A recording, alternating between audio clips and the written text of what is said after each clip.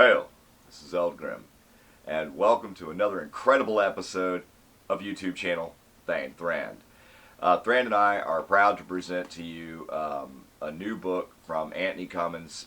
Antony always sends us some really excellent work, and he writes very amazing books on the samurai and the ninja. And I've got to tell you folks, this is probably my favorite book that Antony Cummins has written. It is The Lost Samurai School, Secrets of the Mubyoshi Ryu.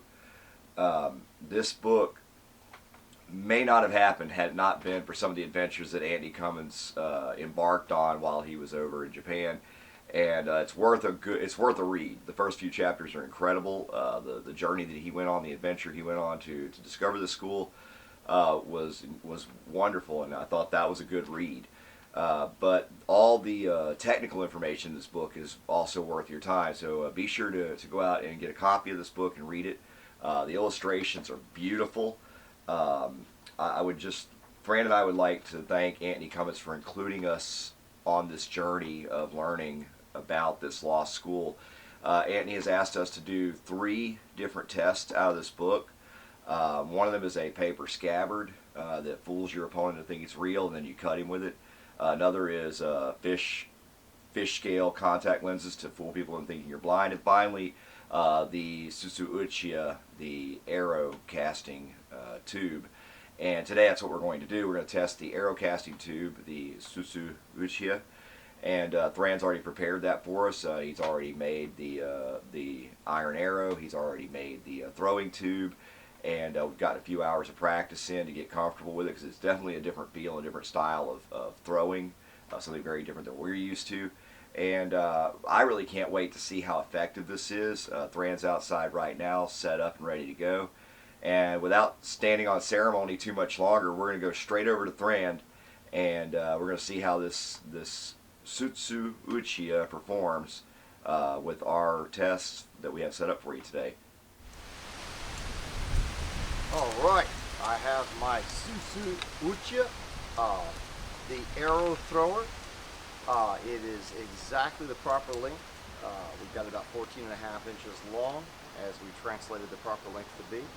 We have made an iron arrow, very much like a Bolsherikin, but we actually have our fletchings on it that are made out of a leather-like material, because it was much easier for us to attach this, but it should work in the same manner if it gives it any stability.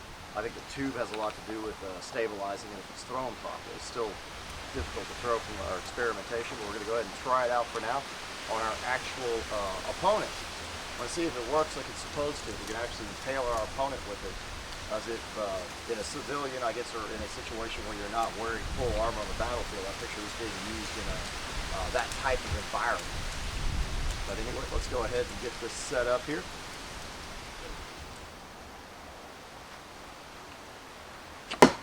Ooh, this looks like it's a very good impalement. Let's see how deep we actually got it. Straight into the chest. This is a very hard target, much harder than flesh. If this was an actual person, this would have actually, if it didn't hit a solid bone, this would have actually gone in deep into the chest. This could actually have taken out our opponent completely just from the Tsutsu Uchiya. I think that would have been enough, but I mean, you could have also stepped in and finished them with the blade. We might try that. One thing I'd like to say that I think that it's a misnomer on the item, calling it an arrow thrower. I mean, yes, I know that they had bolts that were made out of all iron with crossbows and so on, but even though it does have fletching on the back, or actual stabilizing fins, it's still more of a like a Bolsherikin.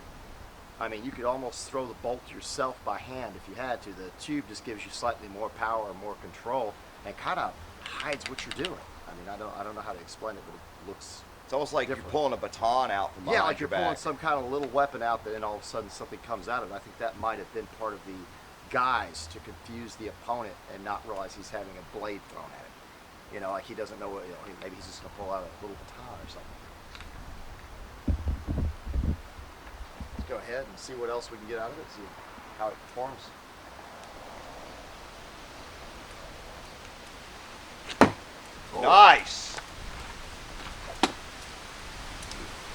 think that'd guarantee you a kill right there. Yeah, and I just did that to simulate. I don't want to actually try to cut into our target. But that is a nice hit. We've gone through multiple layers of fabric. We went through the double stitching here. This is almost 3 layers of fabric, and we've gone through the fabric on the back. And this is a heavy, heavy canvas denim-like gi. I mean, this is heavy, so this is almost like going through cloth armor. So how deep we've gone through all that, yes, and as hard as our target is, way harder than human flesh. That's why I wouldn't even attempt to cut it with the katana, because if I try to cut at it with the katana, I guarantee you it would not be very impressive. You'd cut into it, but it would, yeah. I mean, this is tough material. This is very, very hard fiberglass. Let's go ahead and pull that out. See how deep we got it in there. I mean, for that going in at least 1.5 inches on a person, yeah, that's going to be way more damaging than that. And through that many layers of cloth, I believe it's a very effective weapon. I also believe it's making it easier for me to do it than, let's say, if I was throwing a bow shuriken and get more power. And I think it's very confusing. So I think more than anything, not only being a good tool to help throw this iron arrow or iron bow shuriken with flights on it, it's actually, I mean, it's actually a viable surprise. I mean, I see this very shinobi-like, very old Shinto samurai, you know, like I will surprise my opponent and then I will finish it. So I think it's an excellent device. I love the Tsutsu Uchiya. Yeah, it's got a Metsubushi quality to it. Yes, it does. So samurai or ninja could use that, or just say shinobi no mano. Shinobi no mano, yes. You know what really interests me is that we've discovered that the heavy iron bolt works much better than what Antony Cummins used in his own video on that. Right, I'm using a heavy iron bolt, which we're using mild steel because we're assuming iron. They were using wrought iron when they said iron. I mean, they could have used good steel, but I doubt it for a tool like this, and it really doesn't have to be. You could also, if you wanted, have different heads. We had thought about that, but we didn't have time of making an actual iron arrowhead on the front, which would give it cutting ability, which you can make it broader, like flatten it out and give you more of a cutting head.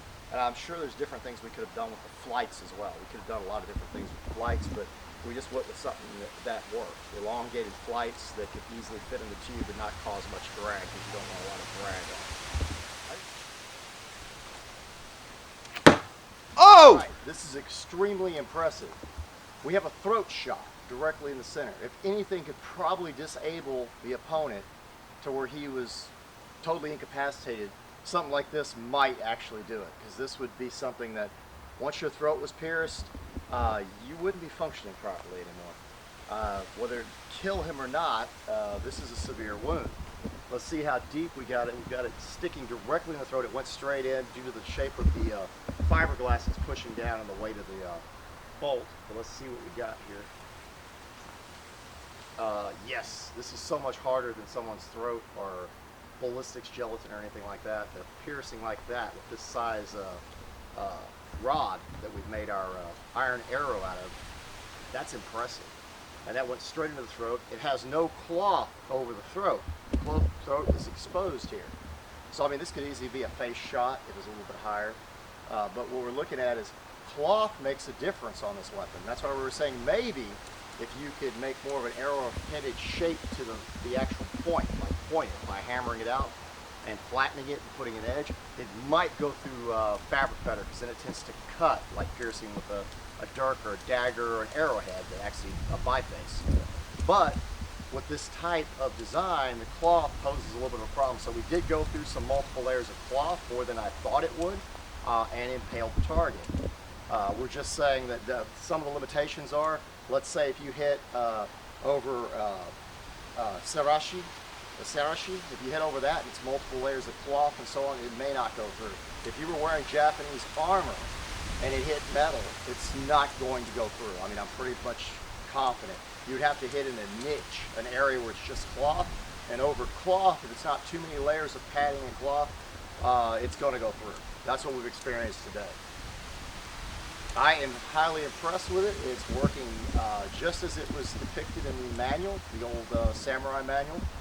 I definitely see it as a samurai weapon, or a Shinobi no Mano weapon. Shuriken style, but it's a point on a stick, and we've already talked about that before in other videos. A biface head with an actual edge on both sides will perform much better, especially against cloth and fibrous material that needs to be cut, and it leaves a much better work. So, yes, there's other ways we could have shaped the head if we had time, but I still think it performed excellent. I just have to admit, it's one of my favorite experiments from Antony Cummins' books. So far, yeah, it's very interesting. It was very entertaining, and I think it does it does what it's supposed to the point, so to speak. Who says you can't teach an old dog new tricks? Yeah. But anyway, I hope you all enjoyed everything. Be sure and like the video down below. Give us comments if you think there's a way you can improve it, or what you think about it. What do you think about the thrower, the Tsutsu Uchiya? Tsutsu Uchiya. Let us know down below what you think. And be sure and check out Antony Cummins' new book, The Lost Samurai School. And if you want, you can go by and like us on Facebook on Thrand and Eldgrim's Well of Remembrance. That's our like page, and we post all the kinds of interesting things there. Of course, our videos as they come out. Stuff from all the people who we deal with as well, like Antony Cummins and other sponsors and so on. People send us stuff that we like and test. Be sure and go by and become a member if you'd like of our closed group. It's the Thrand YouTube boat crew. All you got to do is request to join, and we will surely let you in. It's not a problem. As long as you like to hang out with a bunch of rowdy crew that knows just about everything. These guys know how to make weapons. They know smithing. There's armorers there. There's people who are leather workers. People that know almost everything about history. If you put a question up and we don't know it, there's probably somebody there that can answer your question. So it's a great group to hang out in, and they continuously post historical stuff, anything from Japanese to ancient Roman, Greek, and lots of Viking, of course. We love our Vikings. That page is great, and also if you'd like to donate to us, you can go by PayPal and donate if you want to do a one-time donation. That would be our PayPal ID is thrand@yahoo.com.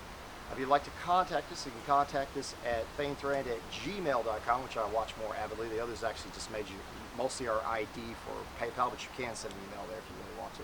And don't forget about www.patreon.com. That's our main donation site. Yes, it is. www.patreon/thrand.com is our main donation site. You could donate there monthly. You could also donate 1 month if you want and then cancel it. It's very easy to do.